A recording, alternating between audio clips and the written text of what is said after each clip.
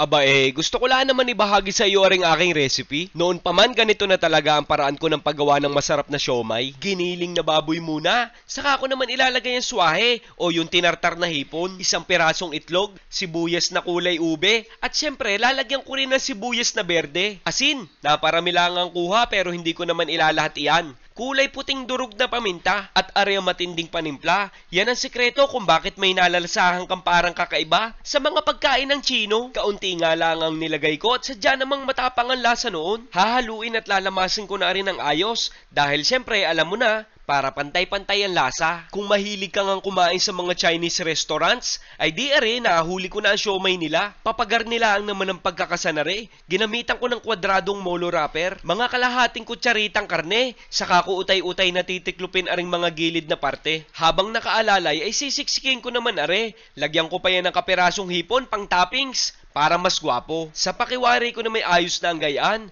mukhang siomay na, diga? Ihahanda ko naman ngayon ang pinagmamalaki nating steamer. Syempre, walang iba kundi si Top Mama. Ipapatong ko na rin ng unang baitang, pero hindi ko pa siya dyan isasalang. Isinet ko muna sa 45 minutos at din sa pangalawang palapag ko naman isasalang. Hindi kasi maganda yung sobra sa steam, dahil masisira yung molo wrapper natin, pisyan. Ikinamada ko na nga dyan ng hiwa-hiwalay yung may kaunting pagitan. Habang kita'y nag-aantay ay sasamantalahin ko na ang paggagawa ng aking chili oil. Ari naman ang aking gilingan. Top Mama din yan, kaya siguradong matibay at maaasahan. Meron na nga ako dining nakahandang talop na bawang. Siya muna nating isasalang. Nakakaaliw lang sadyang gamitin are. Napakaalwan. Ilalagay ko nga pala ang link na rin sa comment section ha.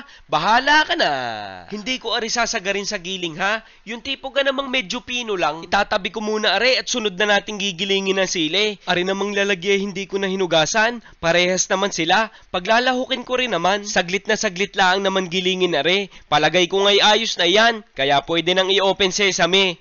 Ulala! Asbok kainaman. Ari palang chili oil ko'y may pagka-Koreano. Hindi mo sa malamang ito madalas na nakikita, kaya gusto ko sanang masubukan mo. Nagtusta muna ako ng sesame seeds para mas lumabas yung aroma. Saka ko itinabi at aring kawali ay mamantikaan ko na. Pinong sibuyas na muna hanggang sa mawala yung moisture niya. Para hindi mapanis kaya ko siya inuna. Bago pa siya tuluyang matusta ay ilalagay ko na rin ng bawang. Hindi ko ari palulutungin ha, yung medyo malambot pa. Titimplahan ko na muna dini ng asin. Tapos ari ang ilalagay kong pampalasa. Shrimp cube, isang piraso lang. Tuloy lang ang halo hanggang sa maging ganari ang itsura.